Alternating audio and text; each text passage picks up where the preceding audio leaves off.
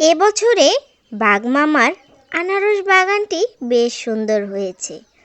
প্রতিটা গাছেতেই আনারসগুলো পেকে লাল হয়ে গেছে। আরে বাহ, এবছর তো আমার আনারসগুলো বেশ ভালো হয়েছে আর পেকে একদম হলুদ হয়ে গেছে। যাই, গিয়ে গিন্নিকে নিয়ে আসি। শিমুলতলি গ্রামে বসবাস করত এক বাঘ ও বাঘিনী। তারা দুজনে মিলে নদীর ধারে এক গুহার ভেতরে বসবাস করত। গিন্নি, এবছর আমি ভাবছি আমাদের জমিটাতে আনারস চাষ করব। বেশ কয়েক বছর ধরে আনারস চাষ করি না জমিতে। আমি ওই দিকে দেখে এসেছি অনেকগুলো আনারসের চারা আছে, সেখান থেকে আমি নিয়ে এসেছি। তা তুমি কি বলো, জমিতে কি আনারসের চাষ করলে ভালো হবে? অনেক দিন হলো আনারস খাই না, তুমি এবার আনারস চাষই করো।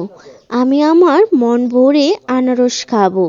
যাও তাহলে তুমি গাড়িটা নিয়ে গাছগুলো রোপণ করে এসো। তারপর বাঘ গাড়িটি নিয়ে রেডি হলো আর তার বউকে বলল, গিন্নি আমি যাচ্ছি, তুমি রান্না করে রেখো, এসে কিন্তু খাবো। বাঘ মামা তার গাড়িটি নিয়ে ভন ভন করে তার জমির দিকে রওনা হলো। আর সে জমিতে এসে গাছগুলো একে একে রোপণ করতে থাকলো। সব দিক দিয়ে সে আনারসের গাছগুলো লাগিয়ে দিল।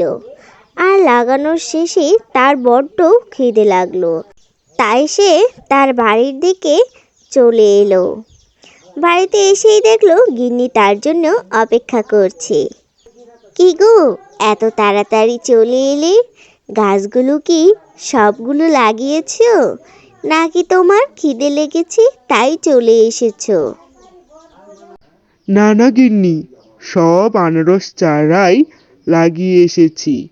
এখন শুধু তুমি আমাকে খেতে দাও, আমার বড্ড খিদে পেয়েছে। আর কাল সকাল হলেই কিন্তু গাছগুলোতে পানি দিতে হবে, না হলে কিন্তু চারাগুলো মরেই যাবে।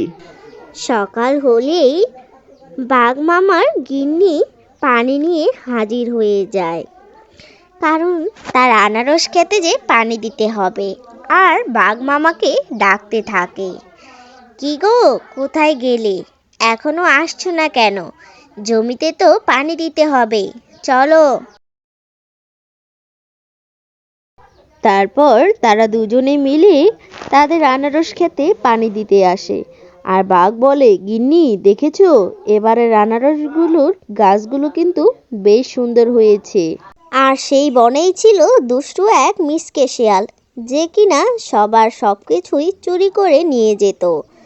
সে প্রতিদিনই বাঘ মামার আনারস খেতে এসে পাহারা দিত।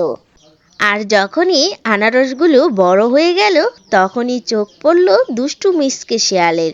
সে তখনই সেই জমিতে চলে এলো আর আনারসগুলো দেখে বলল, আরে বাহ, অনেক আনারস ধরেছে গাছে। এই আনারসগুলো সবগুলোই আমার, আমি এখনই সবগুলো আমার বাড়িতে নিয়ে যাব। তারপর সবগুলো আনারস একসাথে বেঁধে নিল আর তারপর সেগুলো নিয়ে সে বাড়ির দিকে চলে গেল। বন্ধুরা, গল্পটি তোমাদের কেমন লাগলো